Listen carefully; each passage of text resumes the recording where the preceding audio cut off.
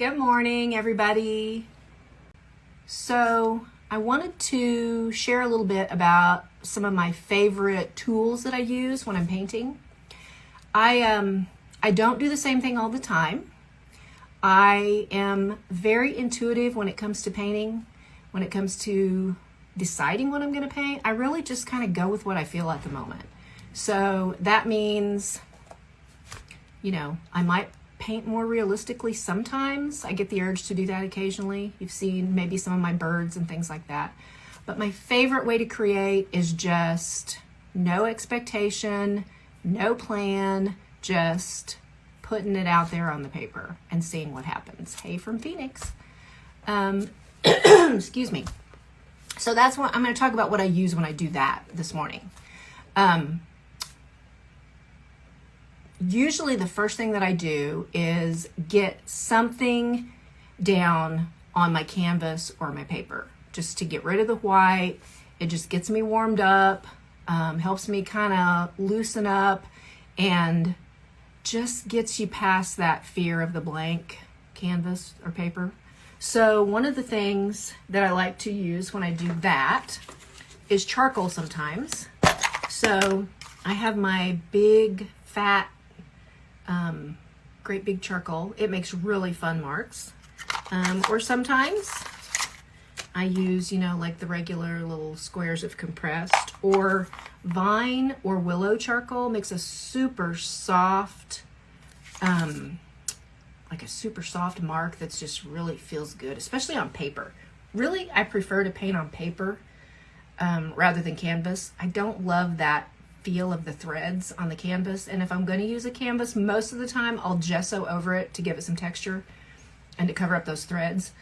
I like the Strathmore 400 series mixed media paper. That's my favorite paper to paint on. It's such a smooth surface. I love the way charcoal and marks go on it, and I love the way the paint feels going on it. Right now I'm grabbing another one of my favorite tools to clean the charcoal off my fingers, which is baby wipes. You may not know this, but if you mess up, baby wipes will take your paint off.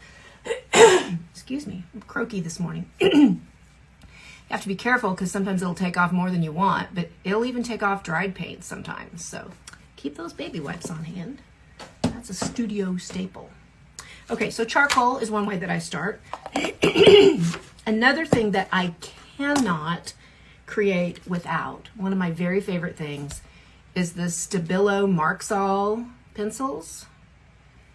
I don't know if you can see what they look like. You can tell it's been used a lot. They will literally mark on anything. They'll go through wet paint, they'll mark on dry paint, anything. And the fun thing about them is you can make a mark and then you can wet it and activate it with water, and so it acts kind of like watercolor. You can get some fun drips, you can get some cool gray tones. I use these a lot in my beginning layers, and then a lot of the time, especially if I'm doing faces, I'll come back in on the final layers and I'll make some marks with these. Then I always want to put a sealant on over the top of that. Anytime I use charcoal or anything like that, or this on the top final layers. Excuse me. So, Stabilo Marxall. I buy them like in boxes of 12 from Amazon. Gotta have them all the time. Also, I like these little peel and sketch, they're called, charcoal pencils. Those are kind of fun. I use those a lot on my final layers for making marks and things like that, because they're harder than any of the other charcoals that I showed you, and they can give you a finer line, but still that charcoal effect. I really like the way charcoal feels going on paper. So those are the mark making kind of tools that I like the most. Let's talk about brushes. So I do have some nice brushes that I use when I paint like more realistic kinds of things, or when I paint faces, I use some of my nicer brushes. But when I am painting my florals and abstracts, my favorite brushes are these really cheapo stiff bristle grody brushes, and the grodier the better. That's a technical art term if you didn't know, grody. So like I think these were in a set from probably Hobby Lobby, super cheap, natural bristles. I don't even know what they are, but they're real coarse and stiff, and you can tell I haven't always taken very good care of some of them,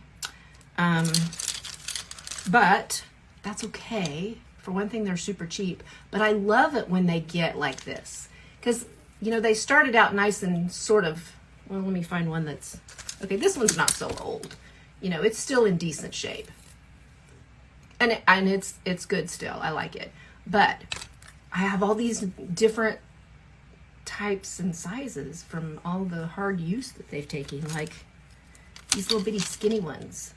But they make, I don't know if you can you see they're just real stiff. They make great texture. You can kind of, the paint's kind of transparent sometimes, you know, when I just kind of scratch it on with them. Scrub it on, I guess is a better word, not scratch it on. But yeah, I don't know, these are just a few. Oh, this one's different. I have a lot of these, and these are the ones I reach for the most. Also, and I've got this little splatter video on my highlights, but these are the ones I use when I splatter, because not these skinny bitty ones, but these bigger ones, because the bristles are so stiff, so they give you a really good little splatter. So cheapo, natural bristle brushes from any art store, Hobby Lobby, Michaels, whatever. And this one's a little bit bigger, but it's still the natural bristle. It's softer, but you can tell the ones I use a lot because they're all painty. But yeah, this is another one that I use a lot. And then this little guy, can you see his bristles? This is called an Egbert. I love the name. And the bristles are long and sort of coarse. They're not soft like a watercolor brush would be. But because they're so long, you don't have really good control, so you get some fun marks. And I really like long handle brushes the most, because that's one way to stay loose, is use a long handle brush, hold it at the end like this, at the very tip. Don't hold your brush, if you want to be loose, don't hold your brush like this, like you would hold a pencil, or like if you were painting something more realistically, you'd want to have control. But when you want to paint really loose, hold them back at the end and stand back away from your canvas. Step back, arm's length away from your canvas. Hold your brush at the very end, and that way you get some really fun loose marks. So this little Egbert guy is one of my favorites. I have some bigger ones, like I have this kind of ginormo guy. But unless I'm painting a big canvas, I don't use the big ones as much. I use the smaller one the most. So those are my favorite brushes. Feel free to jump in with questions anytime. I can't read all the names that are popping up because I can't multitask that well. But I am glimpsing down there. So if you have a question, holler out. So those are the brushes that I like the most. The really, I call them my scruffy brushes, and the more I've used them, the better I like them. I do have one other little guy that I like. This one's like a liner brush. It used to be really nice and, what's the word I want? I know, it was in better shape than this. It's all kind of splayed out. I haven't taken very good care of it, but the way I use it, that's okay. Can you see what it looks like? It's got really long bristles. So again, it's kind of like that Egbert. I use this when I want fine lines. And what I do usually, a lot of the time with my brushes, especially when I'm doing little lines, is I twist the brush in my fingers as I'm applying it to the canvas. You may have seen me do that on a video, I don't know. But that gives you a real organic looking line. That's, I don't like, when I'm doing a loose floral, I don't want hard, sharp lines, usually. I don't want geometric shapes. That just doesn't appeal to me, and that's not the look I want. So I want things to look really soft and natural and organic. So the little twisty motion with your fingers, that gives you a really cool looking, fun little line. So a brush with long, skinny bristles. Those are good for like stems and leaf looking things and just fun lines. So that's the skinny on the brushes.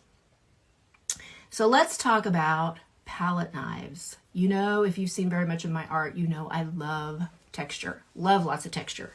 And the best way to get texture is, or what, no, not the best way. One of my favorite ways to get texture is with palette knives.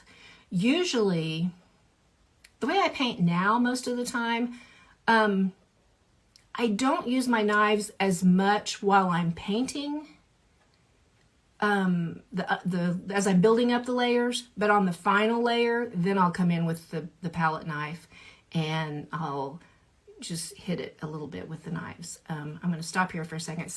Rebecca Sales Art asked, do I need a fixative on top of the charcoal before you varnish? If I'm putting charcoal on the final layer, yes, I use a fixative. I just have I think it's a Krylon, or maybe it's Liquitex, I'm not sure. But yeah, I hit it with a fixative. I use a spray varnish though. So I will sometimes, if I'm putting that charcoal on the bottom layers, depends on the look I want. Sometimes I will hit that with a fixative before I put more paint on top of it. But sometimes I like the way it looks when the charcoal kind of blends in with the paint. And sometimes I'll use the charcoal and then I'll go over that with some gesso. And I like the way the charcoal and the gesso blend. That gives you a really cool grayish kind of look. But if I put charcoal or the Stabilo or anything other than, any other kind of marks other than paint on my top layers, I definitely want to use a fixative. I always varnish my paintings. I use a spray varnish. So for one thing, that seals in all those marks and things. But it also, I use a satin spray varnish and it just makes your colors kind of pop a little bit. I don't really like a real glossy look, but I do like that satin look. So yeah, I think I totally digressed from answering your question, but my mind goes off down a rabbit trail. Okay, so back to palette knives. I don't know, I'm looking at my thing. I've probably got 24 of them and I probably use 4. But every time I see one that's a new fun shape, I grab it, but then I always go back to my same old ones. So my very favorite ones, you can tell by looking at their handles. But I love it when my stuff gets all painty. Okay, sorry. There's this ginormous, ADD, there's this ginormous woodpecker out in my yard that's like, it looks a foot tall. Sorry, his red head caught my attention. Okay, back on track. So this is my very favorite palette knife. This little, it's just that's the shape. I use it most of the time. And then if I want a bigger one, then I use this one that's just kind of flat. Those are my favorites. Sometimes I want a skinnier mark, so then I'll use a long skinny one like this. I do like the metal ones better than the plastic. I have some plastic ones, but I don't know. I just like the metal ones. I feel like, for one thing, they're more stable. Is that right? Is that what I want to say? I don't know.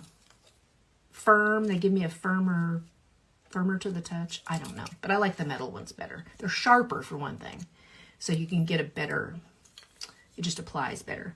So what I like to do, if I'm doing a floral, I will, when I get to the point, okay, let me back up a second. Sorry if my rambling brain is driving you guys crazy. So this is kind of, if you're not familiar, if you haven't seen my other videos, this is kind of my process. So I will start with some marks and then add some paint. And I like for my first layers to not be pretty. So sometimes I'll use paint that maybe I just want to use up, or colors that I don't love, just to get something on the canvas. And then as you build up those layers, that gives you something to work with or react to, or like the quote that I posted the other day, then it starts talking back to you. So you build up those layers, and I just keep like throwing stuff at it. I just have fun with it. I just make fun marks. I add fun colors. I don't even really think about it. And I don't even care what it looks like, really, the first few layers. Then it's going to get to a point where I feel like it's kind of starting to develop into something. Usually if I'm doing a floral, I'm going to see what looks like a vessel of some kind, a vase, a pot. That's generally how they develop. Or maybe I'll just see some flower-like images that I like. So I go from there, and then I start, adding to it and building up and, kind of letting it develop. It kind of tells me where it wants to go. So then when I get to the point where it's obviously a floral, excuse me, and I'm developing those flowers, and it's getting to a point where it looks like it's about to get there, then I like to go back into my flowers and use different, not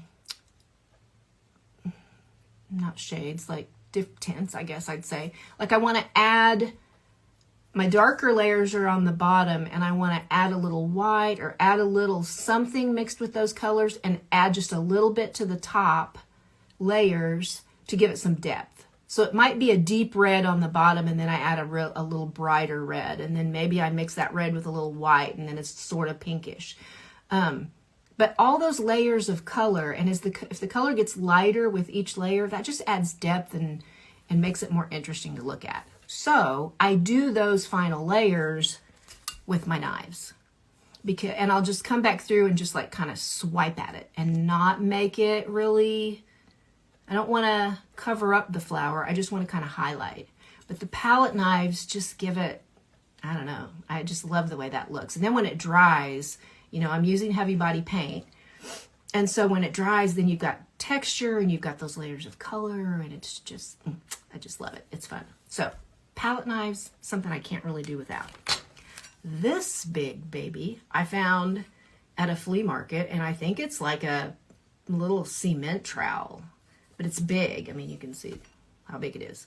I'll use that on the underlayers sometimes. Or if I'm doing a big canvas, then I'll use this. I don't finish top layers with this, but it's a fun way to spread that paint on there. Or like, I might put gesso on with this because it'll give it big old swipes and make fun marks in the gesso. When I'm gessoing a canvas, sometimes I'll use a brush, but if I'm covering, I mentioned earlier, I don't really like the threads in the canvas, so I want to cover that up and give it a different texture. I don't want it to be smooth. I'll use like a chip brush. Hang on. I'm ducking down to my drawer where my brushes are. Here we go. Like a chip brush is like you get them at the hardware store or whatever, for super cheap. And the bristles are really uneven, so they give you a really fun texture when you're putting gesso or an underpainting on I can't think of words this morning. What's wrong with me? Like if you're toning a canvas, that's what I'm trying to say, and you just want to get some color on it, this gives you some fun brush marks. So yeah, I'll either use something like that, or I'll use maybe one of this big thing, or maybe a palette knife, but I want texture in that gesso layer. Okay, I digressed again, didn't I? So this is, you can find the funnest things to use for mark making and texture if you just keep your eyes open. This was something that came in some packing. It's like styrofoam, but it makes super fun little circles. So I've used that.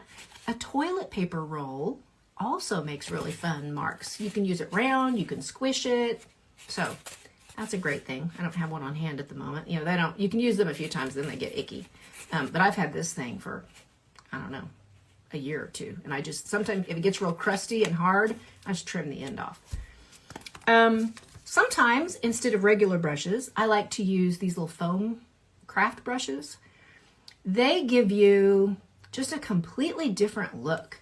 I really like to use them for landscapes. Excuse me. They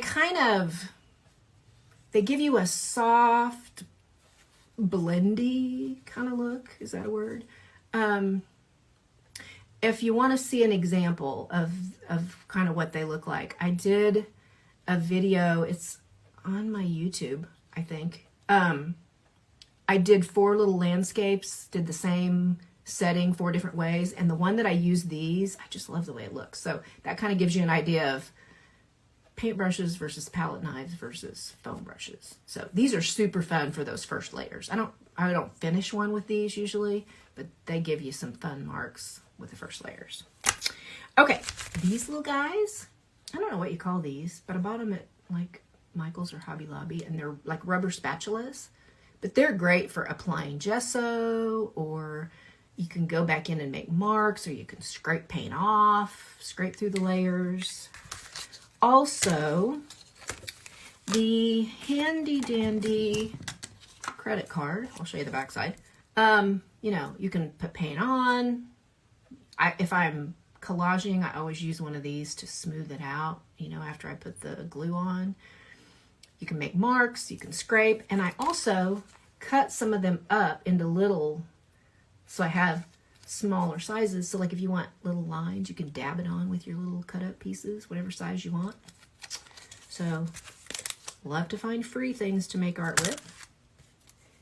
This is, I stole it from Terry's shop. It's like a scraper thing, I don't know, but it works kind of like a credit card, only bigger.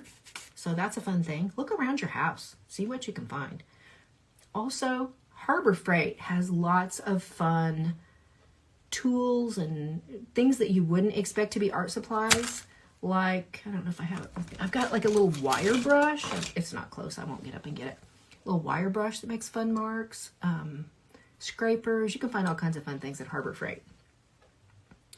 Okay, I'm getting close to the end. There's one other thing. Oh yeah, I want to show you this.